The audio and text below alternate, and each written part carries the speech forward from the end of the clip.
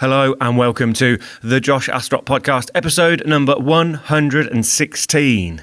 Thank you for downloading the podcast. Really appreciate it. Where else is it available? It's available. You can watch the video version of the podcast on YouTube. You can follow us on Instagram and on Facebook, where it's the same name across all platforms. It's just the Josh Astrop Podcast, nice and simple. So give us a like, give us a follow. We'll keep you up to date with what's happening. The videos are constantly changing every week because I'm learning it as I go. Hopefully that's just improving week on week, whereas the audio podcast, I think I've got that to a good level now, so that will remain the same. Head over to YouTube, click subscribe, and then as soon as the episode's uploaded, it will appear in your feed. The same with iTunes as well. Hit subscribe, and then every Wednesday when I upload the podcast, it automatically downloads to your device. Now, I had a hectic week this week, recorded a few in a row in a batch. So we've got some really interesting, amazing people coming up, and this episode is no exception. Well, in fact, it is an exception. It features first, I don't know what you call it. It's not nudity. It gets really honest really quickly. Let's just put it that way. With a good friend of mine, Jason Hatt. Now, I've known Jason for, I can't remember now, maybe 10 years, 8 years, something like that. But he's cut my hair for a long time and I wouldn't go anywhere else. And you know how great I look all the time. So you should go to Hatt Box as well. But he also, I'm not sure if I said this last time when he was on the podcast, but he started his business, Hatt Box, 6 or 7 years ago, and I actually thinking about it, I've probably known him for about 15 years. Yeah. Anyway, but he started his business while I was thinking about starting a business myself, and seeing him do that really made me think, well, maybe it's possible for me to do it as well. If Jason can do it, now I did respect Jason, and he's obviously really, really good at what he does. So I'm not comparing myself to him, but I thought if he can do it, then maybe I can. So I thought at least it's worth a shot. So seeing him, or knowing him for as long as I have, and seeing him open the business and the business then thrive and do really well is evidence and inspiration. So I'll thank Jason for that. Really, it's great to see, and it's awesome, and it's nice that he gave us his time to come on the podcast, which is a really interesting episode. I don't think we talk about work very much, to be honest. There's more interesting things to talk about, which you will hear in the audio episode. However, I urge you to watch the video episode because a large chunk of it is visual. We do mention that in the audio podcast, but it's still not as good as seeing it with your own eyes, and you want to see it with your own eyes, trust me. So head over to YouTube and watch the episode there. That's enough rambling up top. Like I say, if you want to follow, like, subscribe, whatever you do, however you do it, to the podcast, just look for the Josh Astrop Podcast. We're the same across all platforms. We're on Acast. If you don't use Apple, if you don't use an iPhone or iTunes or any Apple products, you can find us on Acast. It's available on Android. That's everything. We're everywhere. Come and find us. Thank you for listening. Let's get into it. This is the Josh Astrop Podcast, episode number 116 with Jason Hatt.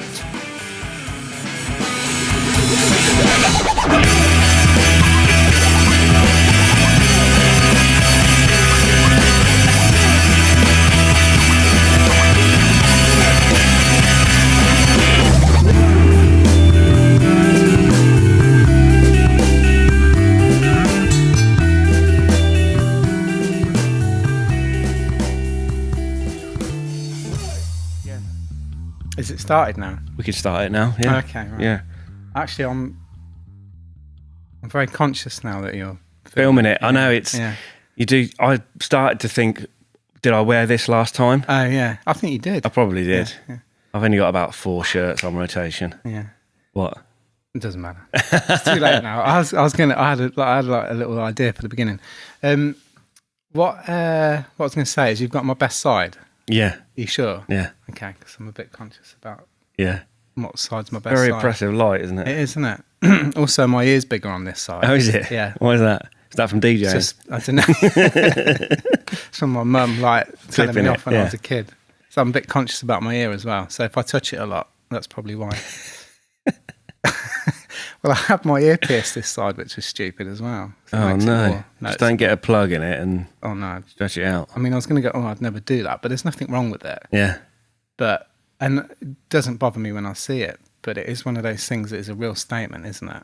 Yeah. You know, like the bigger it gets, obviously, Yeah. you know, you're really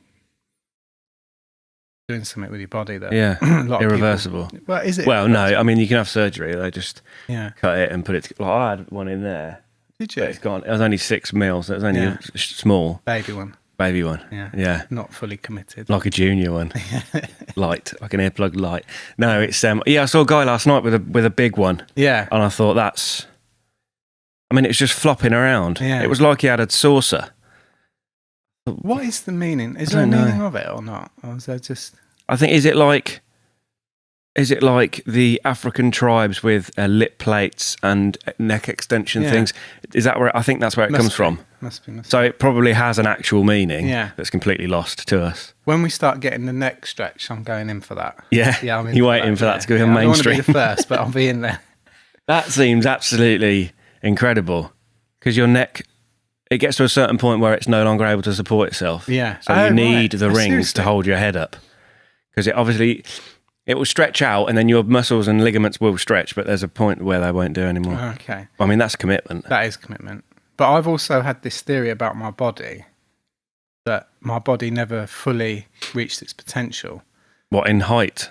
Kind of in every aspect, in a way. So, like, I know this sounds weird, but I always felt like my toes weren't quite long enough. Right.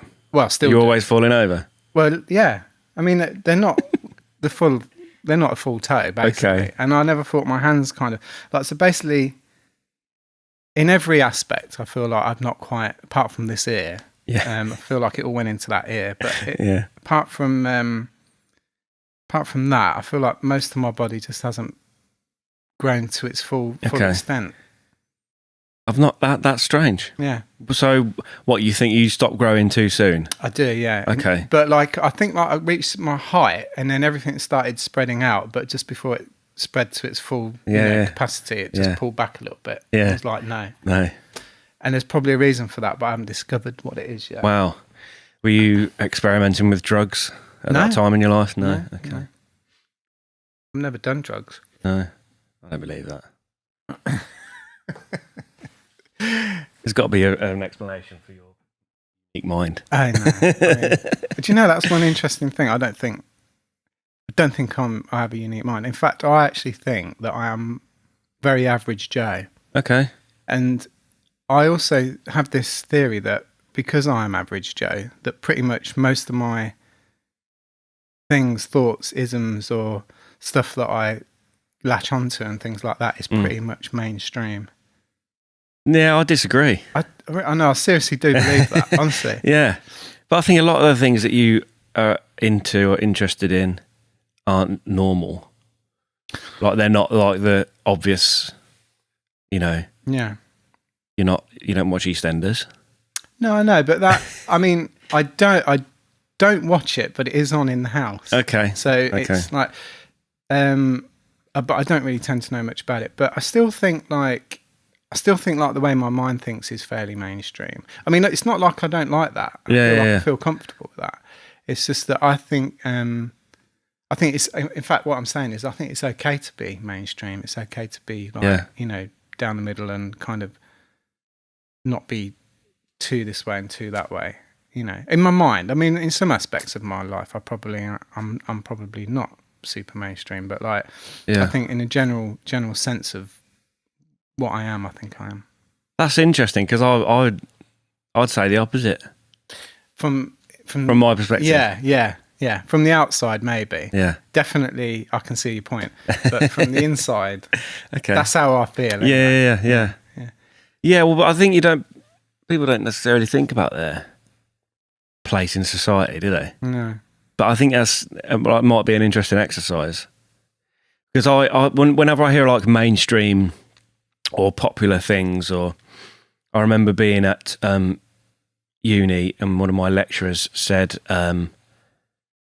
he was sort of had a little laugh about how cynical I was to pop music, and he was like, it's fine. It's there's something for everyone. There's value in everything. You don't have to enjoy it, but just think about what it is and who it's for. And I was like, and then that completely changed whereas I was just going, oh, everything in the charts is shit. Yeah. Because I didn't think it was cool. Yeah. And I wanted to be cool. That's a classic example. Yeah. I mean, I think music is a classic example of that, because when I let pop music into my life, that was probably where I came to this conclusion. Oh, really? That, like, I'd sort of, obviously I've had that past, like doing DJing and things like that, and you want like the coolest tunes, and when you go out buying music and stuff like that, you want to have like something that no one else has got and things like that. But then I started to think, actually pop is pretty cool, and some of the pop that you get nowadays is very cool, and then and it's also very mainstream. So like I that's where I started to think that. But interestingly enough, I suppose like the charts and whatever, they sort of express what a lot of people are into. Yeah. But a lot more people are into other things. Yeah. So it doesn't mean to say like the majority of people like this. Yeah. I think the majority of people actually are spread out over different genres. Yeah. And so you've got this, and I suppose that's what mainstream is. You've got this core thing. I'll expand on this in a minute. Yeah. In fact, like which like, I think it sort of even makes my theory work for me even more. But so you've got a core of people, and they're like sort of liking this, maybe because these people like it or these people like it. But eventually, a lot of people come to like the same thing. Yeah. And then you end up with like a lot of record sales for certain records or a certain clothing brand or whatever. But the majority of the population, or the majority of what's out there, probably are just doing different things. You know, if you added it all up, I'm sure there's more people doing their own thing. Yeah. But so just to touch on my theory of like, I'm going through this weird phase at the moment of trying to be plant-based diet. I use the word vegan because I'm not vegan, but plant-based diet. Now, see, this is what I was thinking. I feel like it is now becoming a thing where a lot of people are trying it. Yeah. So that's where I think like I am on the mainstream, because like I feel like I'm in that. Yeah. I've sort of any sort of trend. Not any trend, but when trends come along, I'm an early adopter. I was just about to say, there's that graph arc of a product release or something, and there's like early adopters are the first people to take it as it gets more popular, and then it's like the mainstream is the bulk of it. Yeah. But I think we're still on the leading edge. Yeah. We're not quite everyone's doing it, but we're like a lot of people are doing it. Yeah. You weren't doing it in the 70s with all the hippies. No. But now it is. Yeah. I mean, you go to a coffee shop that doesn't. I mean, are there any coffee shops that don't offer milk alternatives now? Yeah. No, it's massive. Yeah. Yeah. What made you make that move? I wish I had a good answer for this, but I don't really have a good answer. I don't really know. Again, I think it's like that. It's that kind of thing that you don't really notice it's happening. Yeah. But you feel like this is something that I want to try. Yeah. I've probably been signalled to do it. Yeah. I just don't realise that the signals have got me. Do you see what I mean? Yeah. So like, first of all, I did like, well, I suppose like in all honesty, I started trying vegetarianism about 8 or 9 months ago for health benefits, I suppose. And then I think it just led on to that. Yeah. Basically, I like to do anything that basically slightly gets on my other half's nerves. Or challenges our relationship. Yeah. I like to challenge our relationship. Yeah, well, you want to keep it fresh. Yeah. Basically, when I first grew my hair, do you remember when I grew my hair? No. I grew my hair and I had like a little top knot. I don't remember that. This was only a couple of years ago. But, okay. And so I've got like, as you can see, my hair is not abundant around the front, and it's fairly, there's a lot missing at the back there. So I had like it was scarce, and what I had wasn't really, it wasn't full top knot. Yeah. But I had to go through this phase anyway. What happened from that was like Charlotte started to stop talking to me. She actually like refused to talk to me, and I mean, this isn't even a joke. Like she took about 6 months sabbatical on like, wow, interacting with me. Yeah. And I'd say like for 4 of those months, it was actually like really nice. Yeah, I really enjoyed it. Yeah. And then for like two months, I started to feel a bit lonely. I was like, I need interaction again. Yeah. So I cut it off then. Yeah. Shaved it all off. Wow. Yeah. So it was a protest for your haircut? Yeah. Oh yeah, definitely. Yeah, she hated it. Absolutely hated it. I mean, like, this is the thing. This is where I think like these little things come into our relationship. Whereas like, I think in the early days, I think she quite liked it that, I suppose like I was saying I was mainstream, but maybe that I was a little bit different in some aspects. Yeah. And so I think she quite liked that sort of, we'd go around to mum and dad's and I wasn't quite normal. Yeah. In their standards. Yeah. And then, whatever I was wearing on my hair or like, whatever. And then as sort of, I've stayed the same in terms of like, I still like to sort of try things a little bit different, little add-ons or whatever. And so, but I think it's got to that point now where she's just actually fed up with me being like that. Yeah. It's just be normal. It's roll your eyes. It's just roll your eyes. Yeah. So, and a little side to that is that I was saying to some people recently about like how I think this is probably kind of like in the mainstream as well. It's like, I feel like relationships, like the female, did I say this to you the other day about like how they sort of live with mild disappointment on a daily basis? No. Yeah. Okay. Because of their partner, right? The male part of the partnership. Yeah. And so I was sort of coming up with this theory about like how it's sort of like Chinese water torture. Okay. That early on in the relationship, yeah, it probably just goes unnoticed. Yeah. But then as you've been together sort of like a few years and, as things progress, these tiny little things that were nothing in the past now become quite magnified. Whereas like, I'll give you an example. When we were going out the other day, and we were all in the car and Charlotte was like bringing the dry cleaning for the dry cleaners. She came to the front, there was no space, so she went to put it in the back seats, but there was the kids. Yeah. And then when she went round to the back, I sort of almost knew what was coming. She opened the boot and she just went like that. Yeah. And I just heard this noise and I just thought, she's disappointed. My boot's full up, and it needn't be full up because it's got stuff in there that's been in there for like weeks and weeks and weeks. Yeah. And I thought to myself, I think she lives with those tiny little disappointments on a daily basis. Okay. Do you relate to that or not? I have said this to a few people and they don't, but I think I can understand that. Running through my mind now are all the times when Hayley's asked me to do something and I haven't done it. But I've asked her. I think it's equal. I think we disappoint each other equally. Do you think so? Yeah, because I'm constantly thinking, I've asked her to do that, and I'm sure she's thinking that of me. Yeah. Or I said I'd do this and I didn't, and vice versa.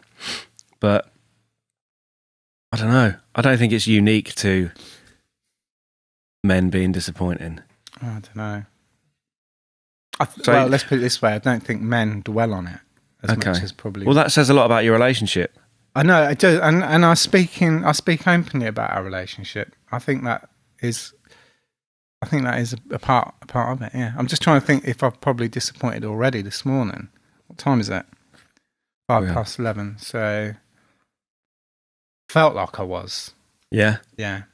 But I can't put my But finger you don't on think it. you did anything Can't specific? put my finger on it, no. Just your general presence. I know what it is. Well. It's my bad back. Oh, God, that's annoying. Yeah, it's annoying, isn't it? I've got a bad back, so like. Yeah. And I know she does say she doesn't really sort of do sympathy very well. So I think she sort of mechanically says the words, but I don't really feel like there's anything behind it. Yeah. But I can sense that she's already pissed off with this. It's only been a couple of days. Yeah. I mean, to be fair, I am, but yeah. So she doesn't disappoint you then? No. I'm not gonna, No, but I mean, no, she don't. well, I'm sure she does. Everybody disappoints everybody to a greater or lesser degree, I think. But the fact that you clearly think you're the most disappointing out of the two, I think says a lot about how much you love her and how much you think she's great. Yeah, absolutely. Because you think you're the one making the mistakes. Yeah, I mean, this is on like a minute level. Yeah. You know, this is like, I mean, literally, like the boot being full of stuff is literally yeah. You know, it's like that kind of level. It's not sort of relationship breakup stuff. Yeah. I mean, it could be in 10 more years. Yeah. Who knows? We'll keep trying. My brother, and his wife, that she sneezes a lot. Right. And I think like he felt like that was cute to start with. Yeah. Now, like you can see, he almost wants to like do something when she does it. You know, it's like he always makes a comment now when she sneezes, which is like, and I see that's like a little there's a little thing in there, like a nervous tick. Yeah. Every time she sneezes, he winces a little bit. Yeah. Yeah, you do that. You forgive somebody a lot in the early days of a relationship when it's really exciting. Yeah. You just want to spend time with someone. That's right. And like, yeah. You'd do anything. Yeah. And they can't annoy you with anything. And you think, wow, this is amazing. Yeah. I think I found the perfect person. Yeah, you could even cook like a really shit meal and they'd say it was really delicious. Yeah. And you just say, oh, well, you know, doesn't matter. Yeah. We'll order something in or whatever. Don't do that. I'll do that. Yeah. That's another classic. Oh, yeah. Sorry. I've got loads of them. Yeah. But like, I think like another thing about relationships is I think like early on in a relationship, Charlotte would say to me, I'll say, something, I'll do that. She, no, don't, I'll do that. You don't have to do that. You don't have to do that. And then you don't have to do that. I'll do that. You don't have to do that. And then like, you know, sort of move on a few years. It's like, well, you're going to do that then or what? You don't do anything. Or you say, I did it again. Yeah, exactly. Yeah. I think it's true. I think there's some truth in it. Yeah, I think so. I mean, I'm probably like way letting out too much about my relationship. No, not at all. I don't think any of this is unusual. I think that's human relationships. That's not unique to you. No. Yeah, I can see it in mine. I can see it in other people's, you know. Yeah. You see those little chinks in the armour where it's like... It's got to be outed, hasn't it? Yeah. You know, it's got to be outed. I think there's a lot... I feel like I'm outing a lot lately. I feel like I've got to that age where I feel like I just don't want to hold anything Gloves are off. The gloves are off, yeah. I just want to be totally out there with all little things that like just... I think, you know, once you've got them out, it clears the air a little bit. Yeah. You know. Definitely. Otherwise, it just chips away at you. Yeah. It's cumulative, this stuff, isn't it? Yeah. I think those little annoyances that you let go they just grow and grow and grow and grow. And then it becomes a big problem. And then that's when you have a massive argument over a tiny thing. Yeah. And you realise, oh, no, it wasn't that thing. Yeah. It's everything. Yeah. I suppose another thing on my mind is like, is how... This is a bit of a tangent, to be honest, but it is about outing something. Okay. But how long is too long for a male sock to be? Okay. You know. Yeah. Well, what do you think? I don't know. I can demonstrate. Please do. Is it okay? Yeah. Yeah. Let's take advantage of the visual media. Okay. Take. I did sort of.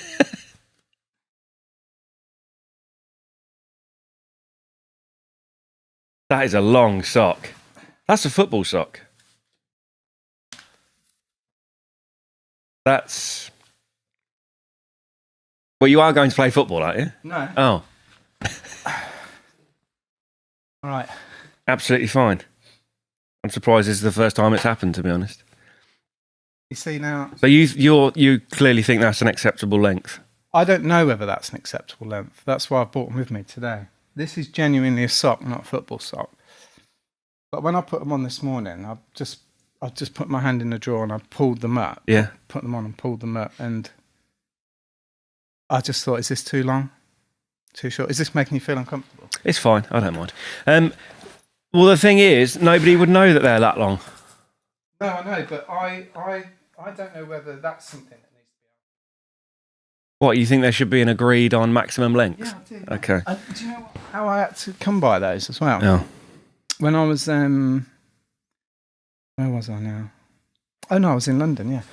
And I was staying an extra night, and I wanted clean underwear, and so I went out shopping, and the only shops that were open at that time of night, which was really weird, was female ladies clothing shops. Oh, okay. So they are actually ladies' socks as well, but and I needed underwear. Yeah. So I had to kind of go for the lot. I didn't wear those today, but that was just like, just because one night only. I don't normally do stuff like that. No. But I felt like I wanted to just show you. Sorry. It's fine. Yeah. I'm just thinking, I don't know what the maximum is. As you can see, I have a very minimal sock on today. It's interesting that you've gone nothing and I've gone maximum. I'd say that was the maximum. I think like there, and you're talking fetish. It's a stocking. Fetish. Yeah. So anyway, that was that. Sorry about that, Josh. It's fine. It's absolutely fine. I'm glad we can put that to bed. Yeah. So it's always good, sensational. It'll get millions of views now. That's what I was hoping. Yeah. I mean, will you show that, or are you going to edit it? Yeah. No. That's the best bit. You can turn it off there if anyone's still watching. Edit that bit out. Yeah. Do you ever go no sock? Oh yeah. I mean, I'm basically. I do like to go no sock. The only thing is at work, I'm never sure whether it's right or not. Why? I don't know if it gives up a professional. Okay. vibe. Yeah. I'm a bit funny like about things like that at work. So, although I have let a lot of people get away with a lot of things in the salon in terms of dress, mentioning no names. Staff. Okay, yeah. But I think that's gone by the by now. But when I sort of like am at work with no socks on, and another thing is flip flops as well. Are they too casual for hair? The open toe, yeah. Well, do you flip flop at work? Do I flip flop? Yeah. I do flip flop. Okay. Yeah. Well, there you go. Yeah. What's that? What about flip flop with socks? Which is something of a trend. Sliders. Okay. Or flip flops. Yeah. Well, both. Yeah. I could do that. I do that at home. That is true. Oh. Yeah. I mean, fashion is one of my favourite things. Yeah. Yeah. I do like the old clothes. I feel like I spend way too much time on clothes. In my mind, I think it takes up just way too much of my brain space. I don't know whether it's because of the job I'm in or anything like that, but I do sometimes think I'd really like it if I didn't care about fashion at all. Yeah. Obviously, with your job, that's basically your job, isn't it? Yeah, fashion. That's my excuse. Okay. That is a great excuse, and I think it is, yeah. I think it's relevant. I think, clearly you have to care, you have to care about it, you have to know about what's going on and that sort of stuff. You have to have an awareness of it. Even if you don't do it yourself, you still got to know about it for your job. So there you go. So how much, Because that's another thing. It's like, I do have a lot of clothes at home as well. And I have the most clothes out of all three of us, or four of us, I suppose. And I find it very difficult to get rid of clothes as well. Right. So I have like an abundance of clothes, and I know that is annoying. I mean, shoes as well. It's another thing. Yeah. Yeah. What about you and shoes? No. I try to have as few things as possible. Yeah. I know. I can imagine that. That's exactly what I would like to do. But then I don't look as good as you. You always do that. Oh, thank you. Well, you have to say that. But when you come to the shop, you always look like the same. I look like I'm working for you. Black. I always wear black. Yeah, exactly. Yeah. Just buy the same T-shirts, the same jeans. I think that's a good answer to it, actually. Just pick one colour and stick with it. Yeah.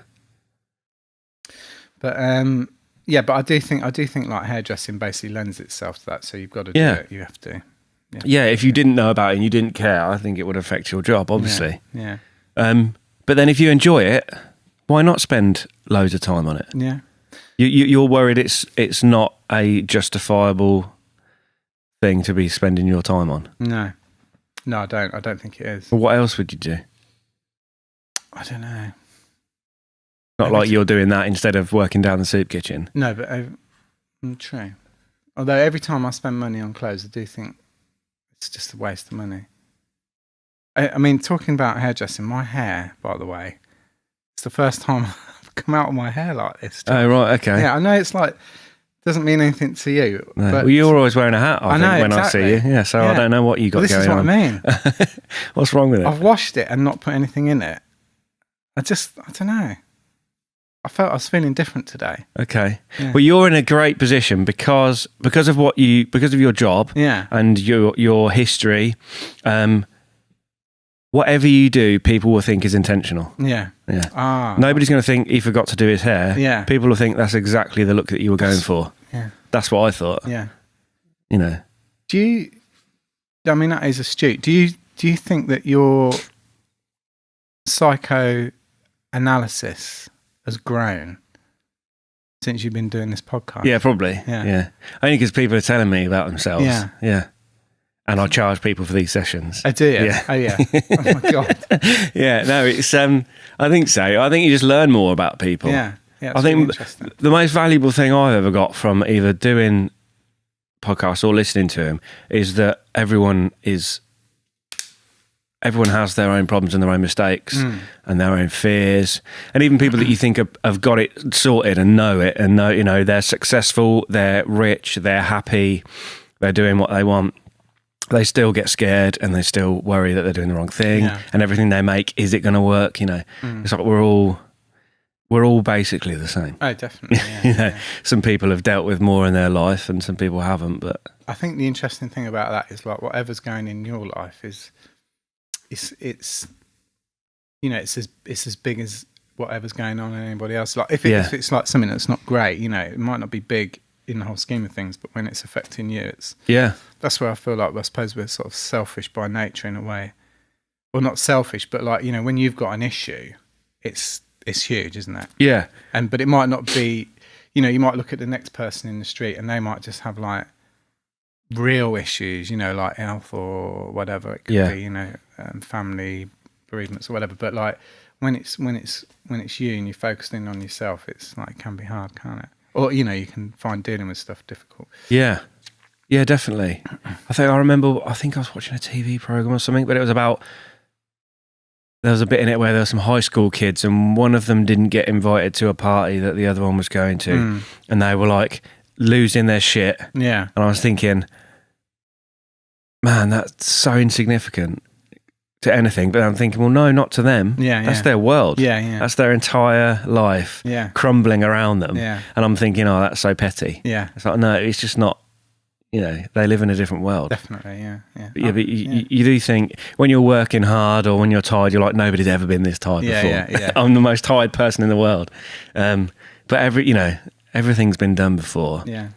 I can relate to that. I mean, I remember like years ago when I was like, if I was going out somewhere in the evening, things like that, God, the fucking pain I would go through to put something on. Oh, really? Oh my God, yeah. Yeah, when I was younger. Yeah. I mean, not now, but like... I know, I mean, look at you. You know, I mean, look at me. But like, yeah, Jesus, like, it was like... Yeah, and it was like to an extent where you'd think if you just walked in that like something serious had happened in my family around me or something, you know. And I don't know where that comes from, but it's in there somewhere. It's in me in some ways. It's like this is really like a therapy session. Yeah, but it's like there's a little, you're doubting yourself. Yeah, I mean, in all of these things, there's a little. You're all right. Is that your back? My back. Sorry, Charlotte. I thought you were just wincing. She'll probably be like going. She'll go like this. No, it's like even with like that. Yeah. Disappointing Charlotte, there's a mild disappointment in yourself. Oh no. Doubting yourself. Let's not go down this rabbit hole. And then like getting ready, there's a bit of disappointment. Yeah. Questioning yourself. Yeah. But I think everyone does that. That's not everyone, you know. Yeah. Everyone's worried about looking stupid. Yeah. Saying the wrong thing, tripping over in the street. Yeah. You know, it's like that for some reason that pops up in my head all the time, falling over in public. Yeah. Oh, does it? Yeah. Oh, that's weird. I mean, I very rarely stumble or something, but I think, well, it's going to happen. Do you actually walk along like that, thinking like that? No, but every now and then it'll pop into my head. It just seems to be something that comes back. Yeah. And maybe it's because I'm quite often walking around on my own. Yeah. Whereas if I was with mates, it'd be like, oh, you can make a laugh of it. Yeah, yeah. Whereas if you're on your own, you're like, right, okay Oh then. God, yeah. If you trip up in the street, it's like, Yeah. what do you do? Do you look round? If you look round, because I think like if you look round, if you don't look round, you can believe no one saw it, Yeah, yeah. and you can kind of almost carry on. But if you look round and people have seen it, that's when it's I did. bad, A isn't it? few years ago, maybe 5 years ago, I fell over when it was snowing, but it was icy. You know, that's what I was, and I don't think anyone saw. But I think, well, that'll probably be really embarrassing if you do it. And what are the chances that I'm going to fall over again in public in my life? Probably quite high. Yeah. It's probably going to happen at some point. Yeah, definitely. I mean, how many times do you think you have actually fallen over or just tripped? Actually fallen over, not many. Not you know. Yeah, hardly any at all. But I mean, I think it's just embarrassment in public. It's not necessarily falling over. I think I can visualize 3 times that I've actually fallen over, Right. without sort of like being drunk or anything like that. Yeah.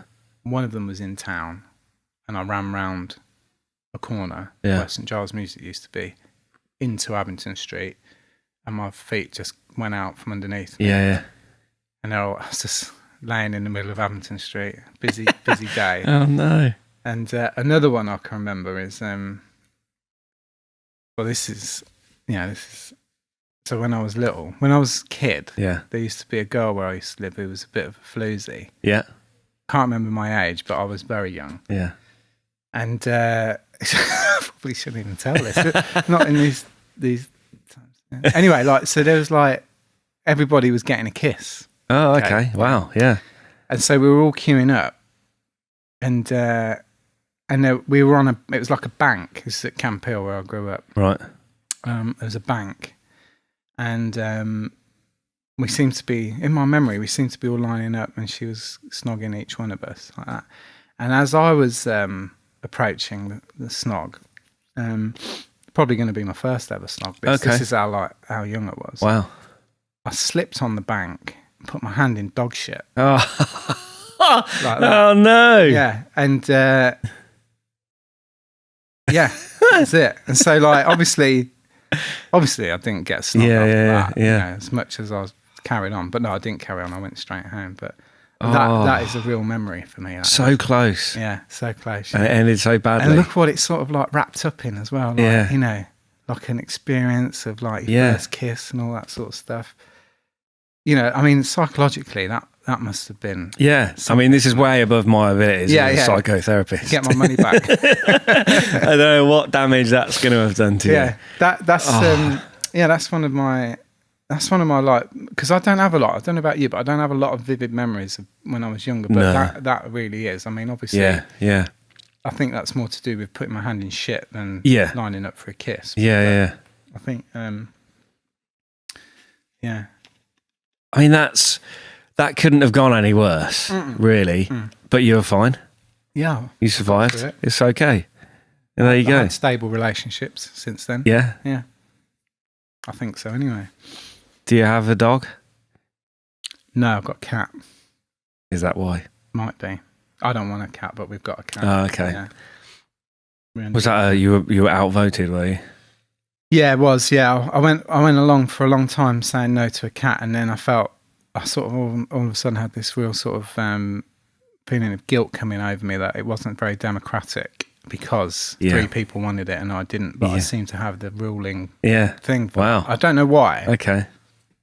Maybe it's because I was so strong in my view about not having a cat or a pet, but and I've always grown up with animals and pets anyway. But anyway, so we've ended up with this cat and he's lovely and I love him. And also the interesting thing is, and I recommend this, if you really are against doing something like this, and maybe this is a good thing for life in general, but if you let it in, which I did, the love and the joy that it's brought into the house just by seeing my 2 daughters interact with it.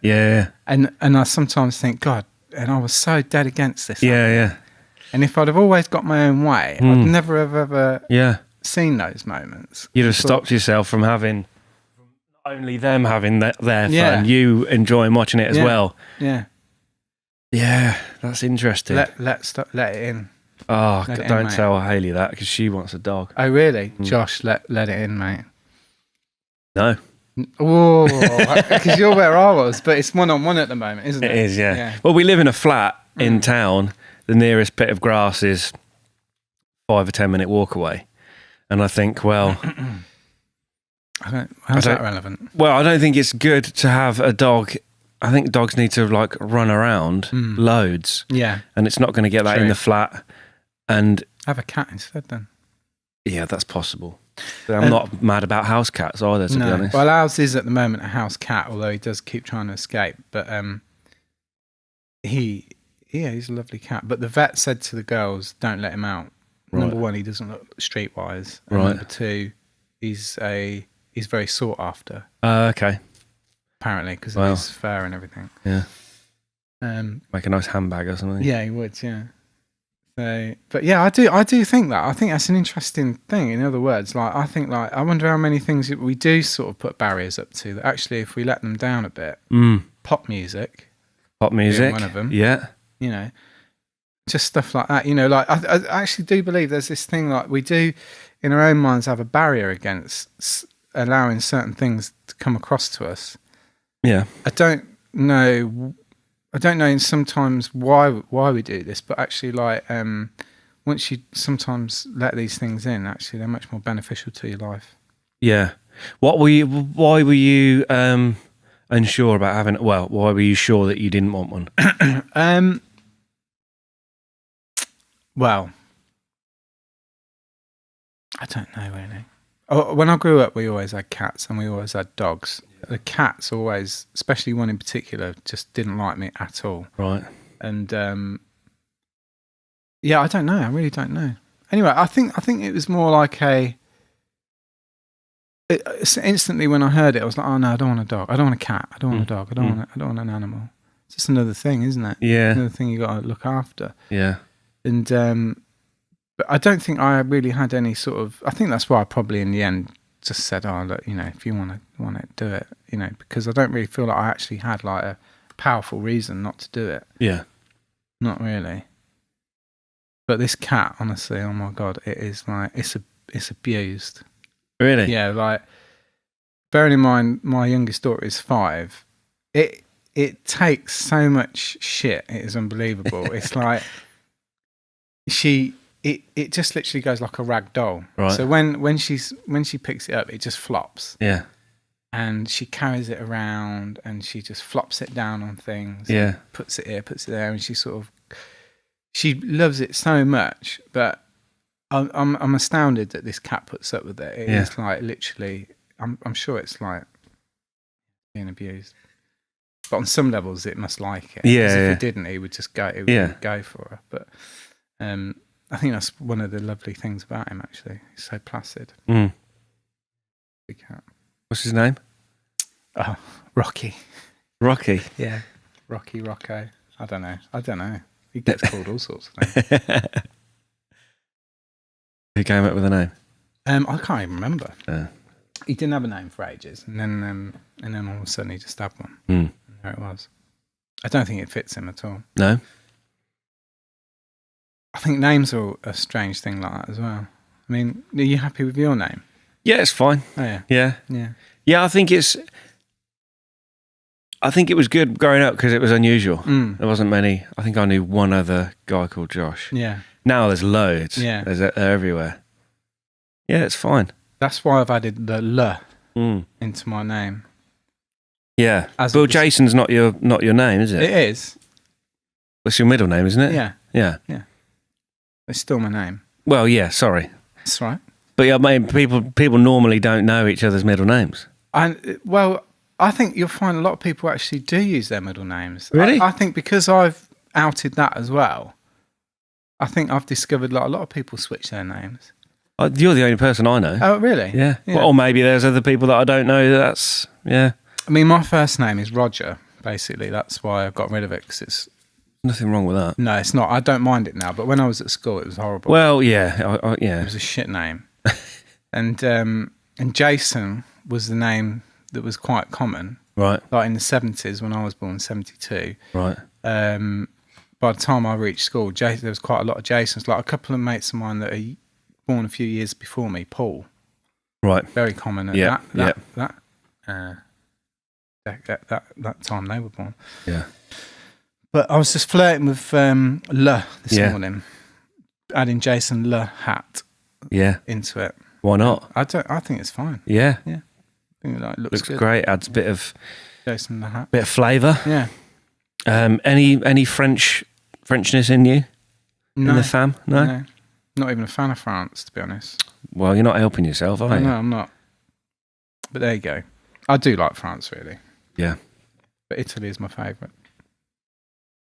Did you hear, this popped up the other day and it reminded me of you, that club in Germany? Yes. They're trying to impose regulation. Are they? Yeah, they're trying to restrict the opening hours from something like 10 p.m. to 6 a.m. or something. And the alleged dark sex rooms to be well lit and monitored. Really? Yeah. I mean, I'm all for those, obviously. That's why I went there. Yeah. But when I went there, it was like with Tom, who hopefully will come on this podcast eventually. He was DJing there. So on the way over, he didn't even know what his time slot was, but his time slot turned out to be sort of like about 11 or 12 o'clock on the Sunday. Right. Bearing in mind it had started Saturday. Yeah. So by the time we'd got round and gone in at about sort of 10 or 11 on Sunday, it was like full on. It was like a full on Saturday night. Yeah. I mean, like, it wasn't anything like a Saturday night because I've never seen anything like this in my life, but like it was going big time. Yeah. Not the sex room, by the way. But it might have been, but you didn't know. Well, it probably was. Yeah, but the actual club. And I mean, it was such a. I mean, it was an amazing experience, but it was a real sort of weird experience to be like in a really. I mean, like the building itself is like very industrial, and it's in Berlin, so it's sort of like that kind of like very, what do you call that, brutalist architecture, very austere and big blocks of concrete and stuff like that. But what they haven't done is they really haven't done much to the inside. So I think, if I remember rightly, when you walk in, there is like a slab of concrete on the floor that just is on the floor. And then you've got all the conduit just hanging out and things like that, where they've ripped stuff out and just left what was behind it. Yeah. So it's very sort of brutalist, very minimalist, and it's obviously like the kind of, it's very like dark techno. I don't know what even the right term is for it, but it's like it's brilliant. It's really, really brilliant. So I find that interesting. Oh yeah, and then so we got there Saturday. He DJ'd at about 11 or 12, and then I think it finished sort of Monday morning. So I mean, and that's just one night. Yeah. That whole Saturday to Monday is a thing. Yeah. You know, and yeah. So yeah, I mean, that'd be a shame. Yeah, it seemed like a really interesting place and an unusual place for that sort of stuff to be going on in this day and age. So maybe it's just a matter of time before it stops. Yeah. And obviously the more popular it gets, I guess that will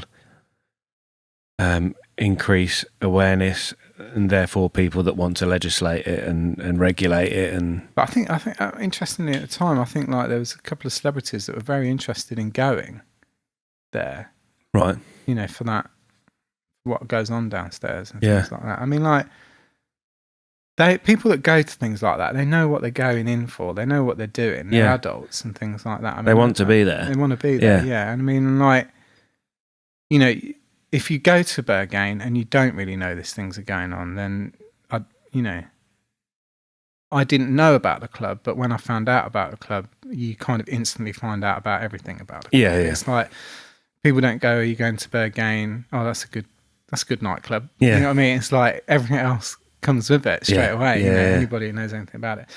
Interestingly enough, they don't allow cameras in there, or, well, when you take your phone in, they seal it up. Okay. They cover your camera with some stuff, your stickers and stuff, and then you get it sealed. And then everyone's like really complicit about that as well. So if you're taking your phone out, you'll get people like saying no photos. And there's no photos. I mean, if you go online and try and find pictures for it, you might find one or two, but literally there's hardly anything. Yeah. I mean, it's fascinating, that as well. And I think that's because a lot of stuff goes on in there as well. Yeah, I mean, it's intriguing, isn't it? You want to experience that, particularly in this. Now we have the ability of taking HD video from our film and streaming it instantly all over the world. But there's still a place that's really popular that nobody can see inside. Yeah, that's really that's really cool. It's great, isn't it? Yeah, which just only increases the hype and the speculation. Definitely. And then the only way to find out, if the only way to find out is to go, then it works out for them, And if you go there as well, just to interject there, suspenders, sock suspenders. Oh, I nearly came with them on. We totally missed that. Yeah. I nearly did put them on. I mean, obviously I put these on just for... Yeah. But, I nearly did do that. Because I'm a fan of the sock suspenders. Yeah, well, I got them because you recommended them. Right, yeah. Because I do in the winter wear a medium height sock, and they always fall down, and it's annoying. That's so annoying, isn't it? Yeah.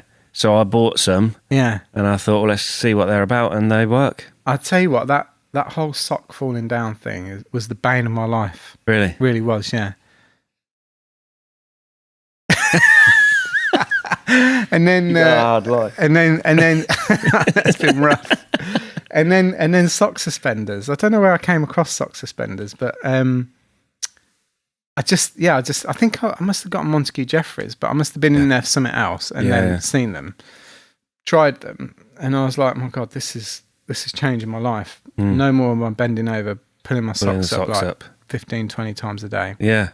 And then I obviously, like I probably told you, and then I started buying them for like people that birthdays were coming up and stuff like that. Yeah, I got some for my brother. Oh, did you? Yeah. They're a great present, aren't He's they? resistant to the sock suspender. Yeah. The one thing is, I don't know if you've noticed this, but after a while, it can digs in a bit. Yeah. So the way my mind works is now am I doing damage to my circulation? Okay.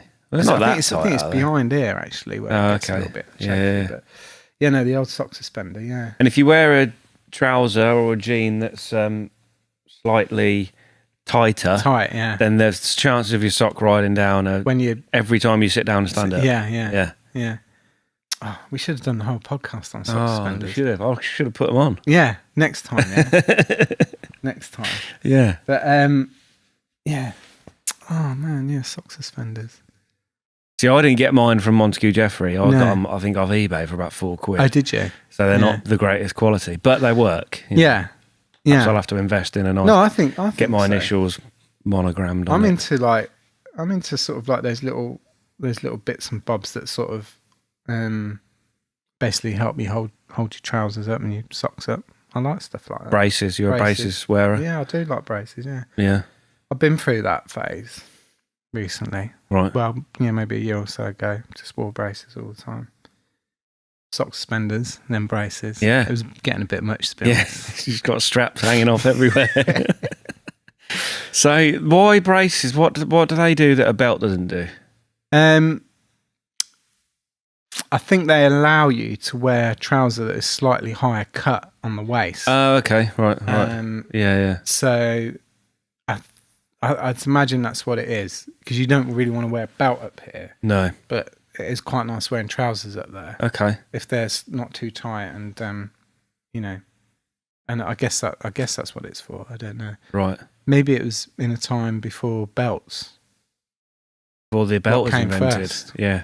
The belt or the braces. Yeah.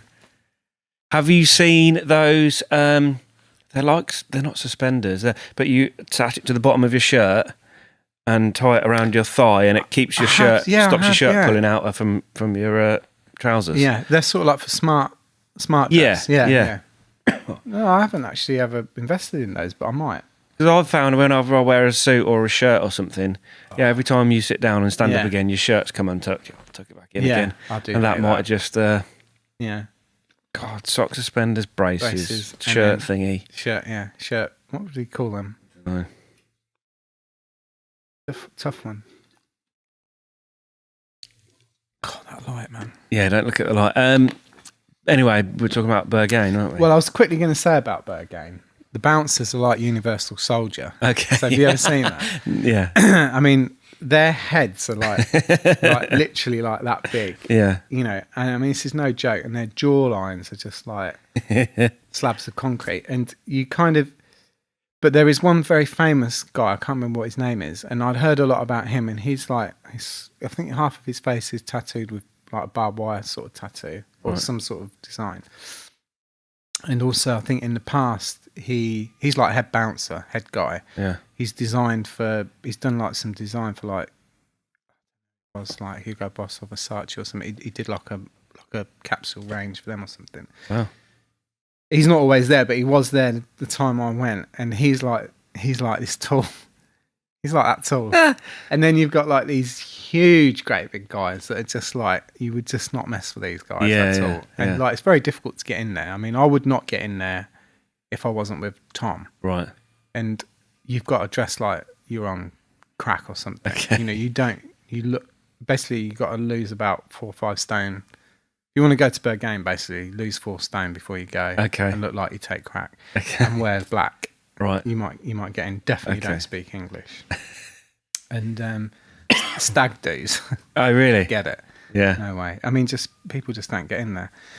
And but yeah, these guys. But what was interesting was like once you were there getting like frisked, they were like really really nice. Yeah. Yeah, like they weren't scary. Yeah. Just like, you know, have a good night, you know, just sort your phone out for you and stuff like that. And in you go. And yeah, it's an interesting one, that. Yeah, I suppose. I bet that perception probably puts people off trying to get in. Maybe. I think, yeah. I mean, a couple of people that I've known that have gone have sort of maybe had a go at it, didn't get in. I think also on the same side, I think like if you're on your own, you probably stand more of a chance getting in as well. Right. Because I think if they see like crowds and people, like if you know, for like say a stag do would turn up, they would have no chance getting in. It just wouldn't happen. And but yeah, I mean, it's worth going once, definitely. I mean, if you're into clubbing, I don't think there's a better experience. Yeah. And it might not be there for much longer. No, true. By the sound of it. But I think there's other places in Berlin as well that are not probably on the scale of Berghain, but I think there's a few clubs like that. I mean, they're pretty. Yeah, I mean, you know, I think they're pretty hardcore when it comes to stuff like that. Yeah. What is it? Is in the LCD Sound System track when they say about clubbing, and it's sort of like in Berghain you go another night is like one of the lyrics, you know. Okay. You know, we all go out for a night, but in Berlin you go. Yeah. You keep going. It's fascinating, isn't it? But yeah, Doesn't seem to be anywhere else quite like that. I don't think. no. So I really like this anyway, Josh, doing the video side of it. Oh, good. How's that been going? Fine. Good. Yeah. I think it's interesting. What I like, if I listen to a podcast that that they film it as well, if it's a particularly interesting person or someone I'm into, then I'll watch the video because it does add a different dimension. Being able to see somebody's face when they're talking, you know, it gives you so much more context. It's the difference between a phone call and a text message or something, isn't it? You understand what they're trying to say. So I think that's what this does as well. Yeah, I think it's brilliant. Thank you. Yeah, absolutely. Yeah. Well, I'm nobody's. Well, I've only done a handful so far, but nobody's said that they don't want to be filmed. Yeah. Which is good. I did think maybe that would happen, and I can totally understand that somebody doesn't want to be filmed. Might happen, mightn't it? Yeah. What would you say then? I'll just get a bag and put it over their head. Yeah. Don't bother coming back. Yeah, lazy. Anyway, Salon. Let's talk about work. Salon. How's it going? Because I think last time you came on, was that the one we did in the salon? It was the one we did in the salon. Quite a brief one. I came to you and you hadn't gone into the space next door. No, we hadn't. No, so we've expanded, which I was just talking about to Steve. Yep. Yellow bourbon. Yeah. Yellow bourbon, bourbon. I don't know. What does that mean? I'm really sorry about this, Steve, because I don't really know, but I think it's something to do with something Australia. Something to do with coffee. Yeah, something to do with coffee. I do think, because I was thinking it was a drink, but it's not. It's something to do with. I did ask him once. Well, someone asked me yesterday, and I thought, you know what? I don't know. Yeah, I've never even asked. I don't know whether it's like a coffee grower or something like that, but I think it's Australia. Probably he'll see me and say, I'm seeing him Thursday. Okay. He's got that night on, hasn't he? Oh yes. You gonna come? I'll be here until 11. Oh, will you? Yeah. So maybe not. So the salon, it's good. Yeah, we've expanded and it looks lovely. Really, really happy with it. I was just saying to Steve as well, sort of like, it still feels like we're growing, even though sort of like, we got to this point where, it was very comfortable. The salon was going really well and we were like getting busier and busier and we had lots of clients, but we had this problem where we couldn't fit everybody in. Yeah. And so that's why we needed the expansion. So we've expanded and now it's all like a lot more comfortable and people can, sit comfortably. You don't have to we don't have to juggle chairs and stuff like that. Yeah. Which is the real reason why we did it. I think now the other thing is now that we've done that, we need to kind of push it on a bit more. I mean, almost like get to that point where we haven't got enough space again in a weird way. Yeah. It's like, I suppose like, because when it was like that, it was kind of like, I don't know, it just sort of like, now we're the same in terms of like doing the same business and everything, but it doesn't feel as busy. Right. Do you know what I mean? Yeah. Because we're not all sort of like in this small space. And I really did like that. I loved that kind of trying to get people into, juggling them around. A bit more energy, a little bit more stress. Yeah. It's good sometimes. Yeah, I did like it. Yeah. And now it's sort of like, I mean, we do have the odd day like where it's sort of like that busy. It feels that busy. But I don't know what to say really. It's like, it's great. We just need more people to come and join us. More staff? More team members. Okay. Yeah. I'm really into this thing about saying team now. Team? Yeah. Yeah. Whenever I feel like staff comes into my head, I just feel like that's a term now that needs to be dropped out. Yeah, it does. It's a little bit antiquated, isn't it? Yeah. It's because I'm really big on like promoting like us as not really having a hierarchy at the salon. Yeah. As like a kind of across the board. Yeah. We're all in it together sort of thing. Obviously the buck does stop with me, but like it's like, really I want to promote that kind of thing where we're all in it together and we work together, we're all equal, stuff like that. I'm a big believer in that. So I think like that term team just is a little bit more, works for me more than I think it does the other. Yeah. Yeah, you do. You want it as much as you are the employer and they are the employees. In reality, day to day, you're all doing a very similar job. Yeah.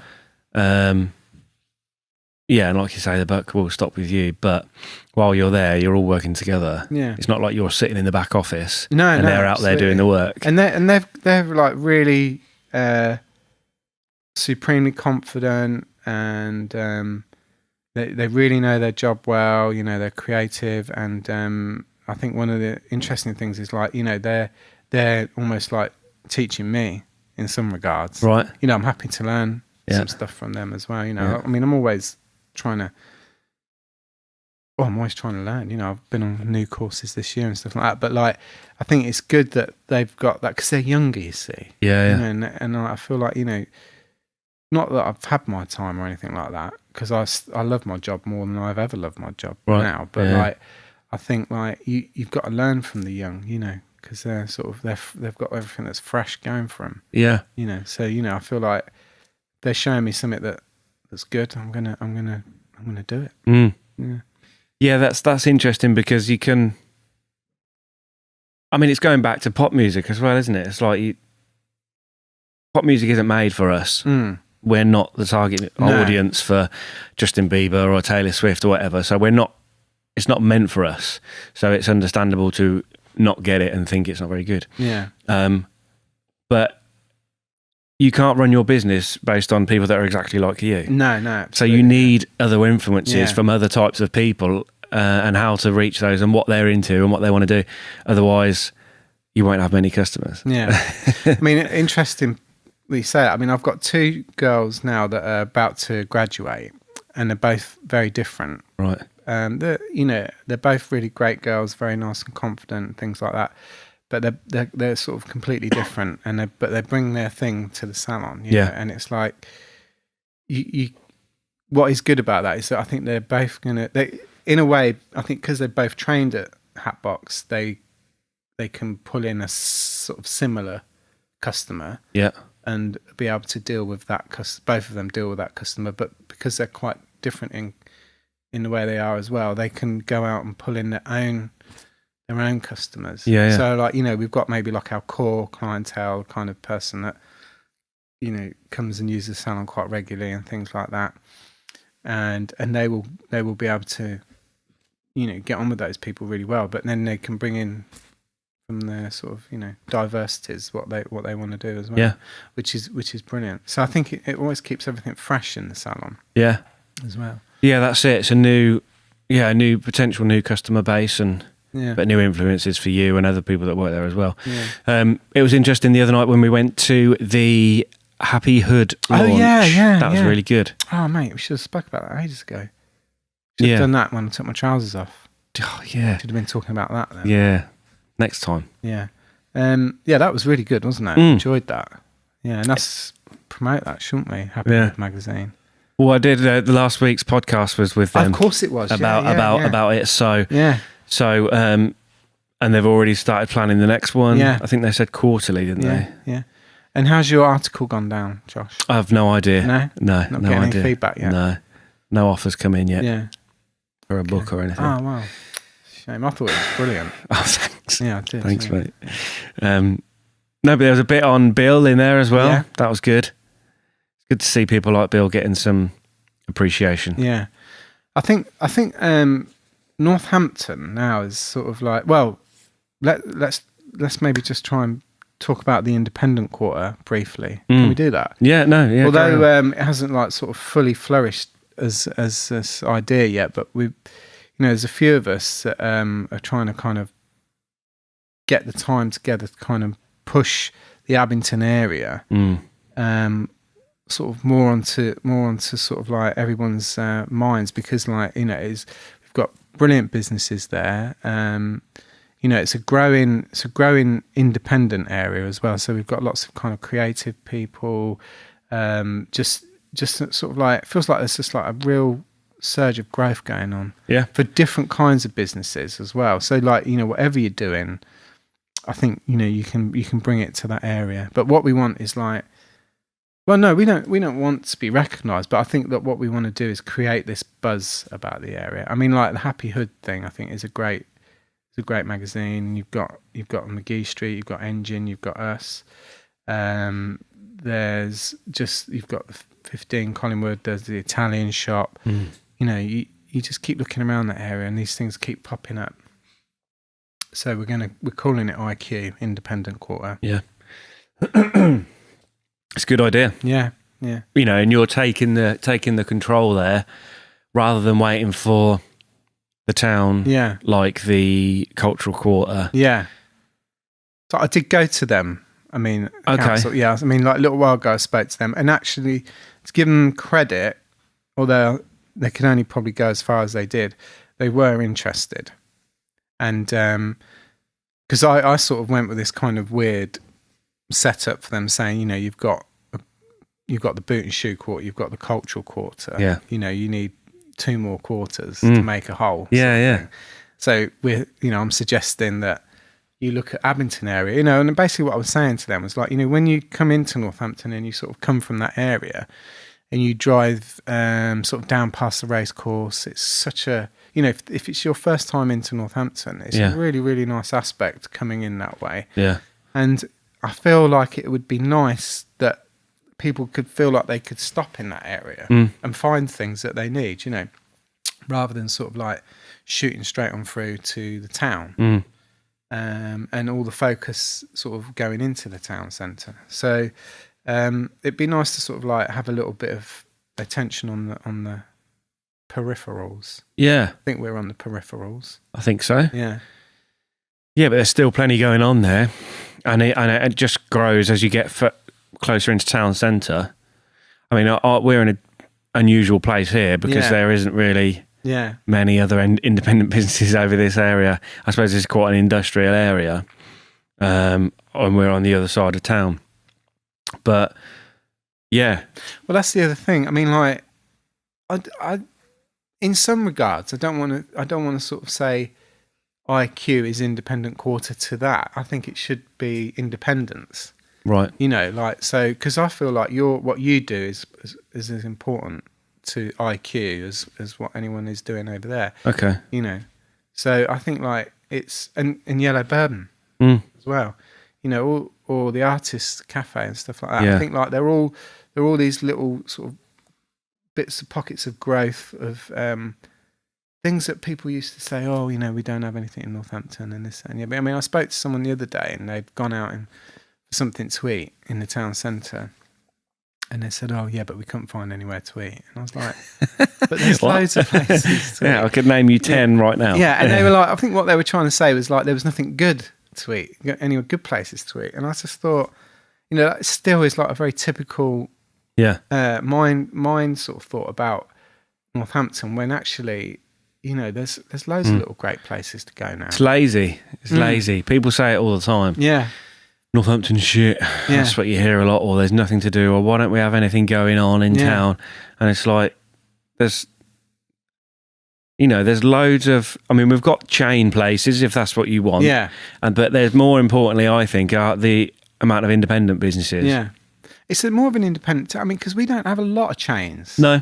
You know, and like even Market Harbour probably has bigger chains, more chains than we have. But what we do have is like we do have that kind of that aspect of like people thinking that they can do something on their own, and actually going for it, and you know, I think that like that's something that could be and should be like really, really promoted in this town. Yeah, that this is a town that, you know, when people give it a go, people will go and support you. You know, I mean, it's evident. It's sort of it's always happening. You know, anything that kind of pops up at the moment, you're so much like of a drive towards people going to it and promoting it and sort of, you know, and saying, look, here's another really great story going on. And I think like people are much better at promoting themselves now as well. Yeah.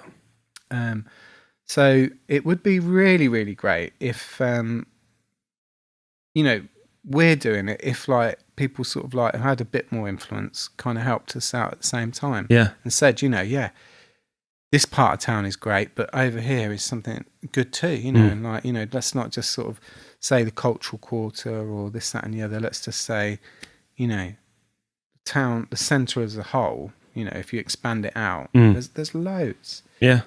And encourage that, you know, because like, actually, I don't know why the chains don't come here. Like if you think like at the moment, sort of department store wise, we've got Debenhams, haven't we? Yeah. And I mean, you know, no disrespect to them, but you know, I don't think they're like pulling out all the stops in Northampton. No, definitely not. And then you've got a massive Primark, and then really you think like, okay, what other chains are there now? I mean, you know, Superdry and stuff like that, but there's so much potential in this town. Yeah, you know, it really is. I mean, it is like, I think like a big mistake they make is like they charge up these huge ridiculous prices for Abington Street. Yeah, like I've looked at Abington Street.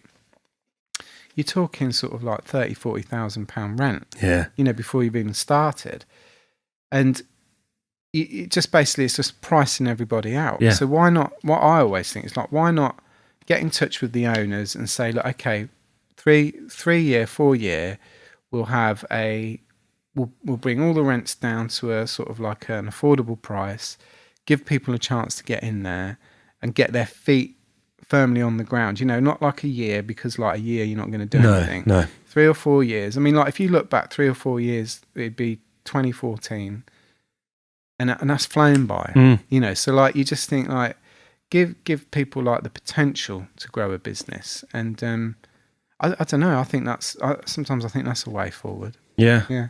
It does. It definitely does feel that way. Like they need to. I don't know who they are. Who are they? Yeah, I mean, exactly, yeah. someone needs to support the local businesses, shout about them, tell people what's going on and how they're doing, because it benefits the business and the community, and the council will look good. Yeah. And they need all the help they can get. But there does seem to be still shops closed for a long time, and it's because they want too much for it. Yeah. And why not? I mean, I don't know. I mean, I don't own any of these shops, but like I was thinking to myself, I'd rather have a shop that had something in it Yeah. than not have something Yeah, in it. yeah. You know? Even if you charge 50%, Yeah. you know, 50% of something is better than 100% of nothing. Yeah. So why don't they just do that? Take a punt. I mean, you know, maybe they're not in it to create a community. No. They're in it to make some money. Yeah. But still, So the wrong, you know, in other words, like the wrong people own the Yeah. shops outright. You know, because I mean, I guess that's business in general. You know, but I feel like you're right. I think the word is community, isn't it? It's like bringing people together. As soon as we get these places, make them popular, people will come into Northampton. You know, people will venture out, and I mean, it's essential. I mean, the town itself is like, you know, it's like right bang in the middle, isn't it? It's like you've got London there. I mean, it's probably why we do have a problem in terms of like things, because we've got London there, Birmingham there, Leicester, Market Harborough. But instead of like this kind of acceptance that you live in Northampton, so we're close to London, so we'll go to London, or we'll go to Birmingham. Why not sort of say, look, okay, people are never going to come from there to here. Yeah. Reality. Really, I don't think so. But you might get one or two people drift in, but like, you know, let's sort of say we're a good town, so let's like emphasise on our town. You know. Yeah, I'm a big believer in that. Yeah, I think so. I think, you know, Derngate seems to be getting some bigger names in there, I think, which is helping. And the Roadmen are doing well as well. You know, I think, you know, music and entertainment seems to be just about there, or better than it's been for a long time. Yeah. So I think it is looking up. I think it is, yeah. What's going on with that old bus station? Does anyone know about that? Don't know. There was rumours that it was going to be a cinema again, wasn't it? And that's with 5 guys inside it and stuff, yeah. I know they've started building the Aldi on the old Chronicle and Echo. Oh, is that going to be an Aldi, Yeah. is it? Okay, yeah, we need another Aldi as well. Yeah, they've only got 2 or 3 of them. I mean, like, every corner you go around now, it's bloody Aldi or Lidl, or is it Lidl? Yeah. Yeah. I mean, how can we need so many of them? Well, that means now that when I walk to the gym, which is 2 miles from my house, I'll pass 2 Lidls. Yeah. No, 2 Aldis and a Lidl. And a Lidl. Yeah. And where Sainsbury's is, I think there's a Lidl there, opposite Sainsbury's, and now they're building a Lidl right next to that Lidl. Oh, are they? Yeah. I'm sure it is. I'm sure, like, it's going to be a bigger Lidl. Now, is there somebody looking at the bigger picture? Or are they just taking all the offers that they can get from big chain supermarkets? I don't know. Maybe it's part of a grand plan that we don't know. I think because now B&Q has a Aldi, doesn't it? Yeah. Yeah. When I was talking to some guys in B&Q, they were really pissed off about that. Really? Yeah. Like they were saying that like the tradespeople just literally kind of dropped off a cliff.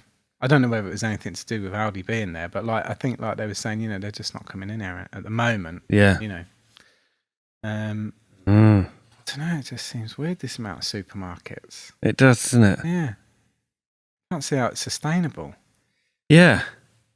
It's not like there's massive queues at supermarkets and we need more supermarkets. It's like, and it's interesting that it's not, I mean, like you don't get like 4 Waitrose in a town, do you? No. Or 4 Sainsbury's or whatever. It's like, it's all these, I mean, you know, maybe we do need it. I just don't know. Yeah. I just don't get a sense that there's a bigger plan at play here. No. That this is part of a conscious effort towards something to improve the area or the commerce space. Or are they just, you know, these Aldi and Lidl are fighting against each other. So and they think the solution is just to have more than the other people. Yeah. And we're going, Yeah. battle away. Have this one, have this space, have this space. Someone's going to lose. I mean, it will happen like... It can't be too long. Won't be too long. No? It just put me in mind of Blockbuster. I don't know why. Okay. I mean, like, you know, businesses going down that shouldn't go down, Yeah. I think. And businesses coming up that, spreading out that you don't really need. But Well, Blockbuster, the death of Blockbuster was like Love Film and then Netflix, wasn't it? Online stuff. Yeah. But I know the moment it went wrong for Blockbuster. Yeah. And I don't know if you remember this, but they started selling socks. Really? Yeah. And Socks. I went in there and because I was in there all the time. And in fact, I had like a lot of hugs with the staff when it closed. Oh, okay. And then, but I was in there one time and I was like, "You selling socks now?" And they were like, "Yeah." I was like, I just thought in my mind, this is it. This is Weird. It's going out of business. Yeah. It's like literally throwing anything out there, isn't it? Seeing what will stick. Let's sell socks. And maybe that'll keep us afloat. I just can't get my head around that. I'm sure I saw, I think it was in London maybe, but a VHS rental shop opening. Oh, wow. Like an independent VHS rental shop. I think that's really cool. Yeah, I think sometimes I used to think I could do that at the salon, rent out DVDs or I don't know, VHS. But have people still got video players? This Yeah. is the thing. I mean, I haven't. No. Where'd you even get one? Yeah. I mean, maybe that's a front for something else. Maybe. Yeah. But then again, saying that, it's like I think it's Lidl or Aldi, they do sell all sorts of stuff in there as well. It's not just, Yeah, they have. Yeah. So they obviously took that Blockbuster model into another level. And ran with it. And made that work. That was work for them. I don't know. But I think it feels to me like independent business. I mean, I know I'm talking about myself here, but independent business owners know what we want to do, how we want to do it, and it usually works and benefits the community and us independently. And everyone can win in that transaction, the customer, the business owner, the community. Whereas it seems like these big contracts with supermarkets and things like that it appears that the council are just getting some money and not thinking about what we need, or is there a local alternative or I don't know. I feel more and more like we don't need the council. Yeah, well, I mean, we've hardly got one now. Yeah, I know. Like if we wanted a local independent project to happen, I wouldn't think of going to the council. Yeah. Well, maybe I would to see if they had any money to throw my way. Yeah. But I'd imagine that they don't have. Yeah. So I'm better off just carrying on without them. I think that's the way we've come to sort of think about it, doing the IQ thing. Yeah. Is to kind of do it and then see if they react. Yeah. But not do it for them to react, but just do it and then, you'd think like if they saw something good happening that they'd want to jump on the bandwagon a bit with it, to maybe, promote themselves, give themselves a bit of promotion. It doesn't seem to be any open lines of communication or like, hey, if you're doing something interesting, tell us about it. Maybe we can help you, maybe we can't. Yeah. Or maybe we can just do a Facebook post about your local Northampton business. Yeah, but I mean, do they do stuff like that? I don't know. Well, this is it. Yeah, we should know. We should know that. Yeah, but they're not. I don't know. I keep saying they, but I just feel like it's just a big group of individuals getting on with their own stuff, rather than one direction, one movement, and they're all pulling in the same direction. Yeah, I don't know. Perhaps we should have somebody from the council. You should have to explain council, what's going on. Yeah. That's hard-hitting questions. Yeah. Hard talk. Josh. Hard talk. That's it. Yeah, Josh Astrop. Yeah. Talk. Okay. Have you had any hard talk podcasts? Every week. Is it? It's always... Is it? The gritty. It's not, is it? No, it's not. I mean, you're like a duck on water, you are, when it comes to podcasts. Right? Really? We talk about socks. Yeah. Yeah. Seen socks. Seen socks. We talk about all sorts. Look, you know what crops up loads the council. Oh, does it really? Yeah. Oh, seriously? Because most of the people that I'm speaking to are from around here, or they're doing events, or they've got a business or something like that. Yeah. It's like, but then, yeah, I should get in touch with the council. Yeah, I think what I was thinking earlier was that if you could get enough people to come here on the same day for this podcast, that especially now that you film it, is like to give everyone that you've ever podcasted a chance to sit there and give 3 minutes of what they think could improve this town. Okay, that's a great idea. Yeah, and just to say, or however long it takes, line them up, 10 seconds, this one idea, and then I bet you get some brilliant ideas out of that. Because I think that's what I think is a good idea. That is a good idea. Yeah. That's a very good idea. Put the word out. Yeah. Then send it to them. Yeah. Let's do it. I'm going to do it. Well, that's a great place to end. Yeah. I think. Well, that's nearly an hour and a half. Is that too long? Flying, but no, it's fine. You can edit out the socks. It's fine. My pants. It's fine. Yeah. Just put a big blur over you. Do you know why I did that, don't you? No. Because I've double dosed on Nurofen. Oh, really? Yeah, I think sent you a bit crazy. Yeah, I think it has. So painful. I'll put a disclaimer. Jason was on drugs. Yeah, not literally, but no. Yeah. Okay. Well, thanks for coming down, mate. Thanks for inviting me down again. Not at all. Yeah. I know you're busy, and it's good to see the salon doing well. I mean, I'd do this every week if I could. Oh, well. I would, yeah. I love it. I think it's brilliant. Well, you should do your own then. Shouldn't I? Yeah. No, I think you've got it. You're brilliant. Oh, thank you. You're too kind. I don't know if anyone ever tells you that, Josh, but it's true. Nobody. Awesome. Thank you. Yeah, no worries, mate. Cool.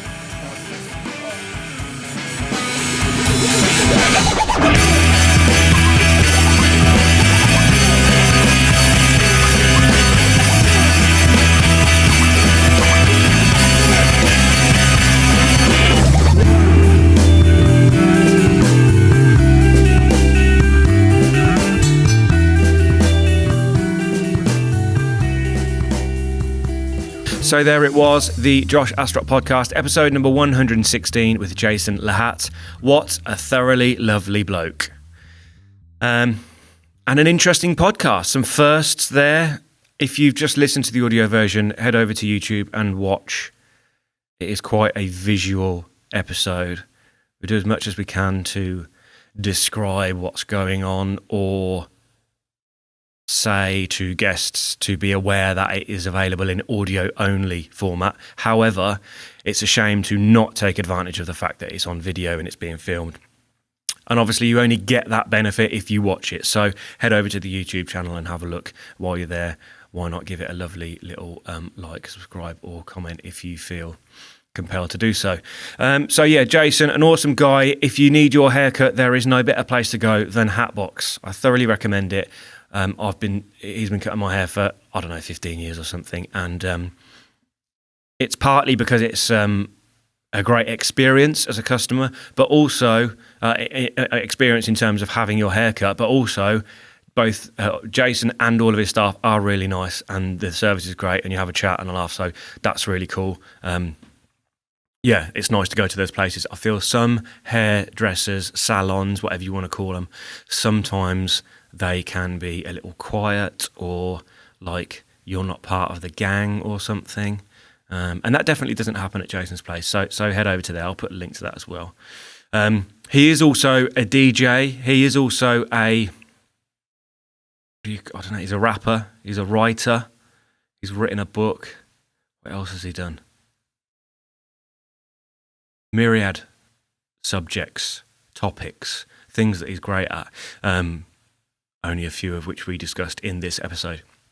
So follow him, follow his salon, his business. They are doing really well, and they have some interesting things on the horizon. And he always recommends people to come on the podcast, which is fantastic. He's a very popular guy for good reason, and he knows some really interesting people that have come this way. I'll add all the links to social media and etc. in the show notes. If you want to like, subscribe, follow, comment, whatever you want to do to this podcast, just look for the Josh Astrop Podcast. We are on iTunes, Instagram, Facebook, YouTube, Acast. I think that's it. I think we're on Stitcher as well. So there's places you can listen to the podcast on iPhones and on Android. And also, if you want to watch the podcast, it's all on YouTube with links to previous episodes and all the rest of it. So you get slightly more for your money, which is nothing because you get it for free on YouTube. So yeah, head over there, particularly for this episode. I think that's it for this week. Thank you very much, Jason, for giving me your time. Follow Jason, visit his salon, listen to this podcast, but you're already listening to it, so thank you. Yeah. That's it. Really exciting guests coming up. I can't wait to put the episodes out. I almost want to put out more than one a week. However, I think that's just impatient. So still going to do one a week. Anyway, this has been the Josh Astrop Podcast. I have been Josh Astrop. This was episode 116 with Jason Hatt. Yeah, thank you. We will see you next Wednesday.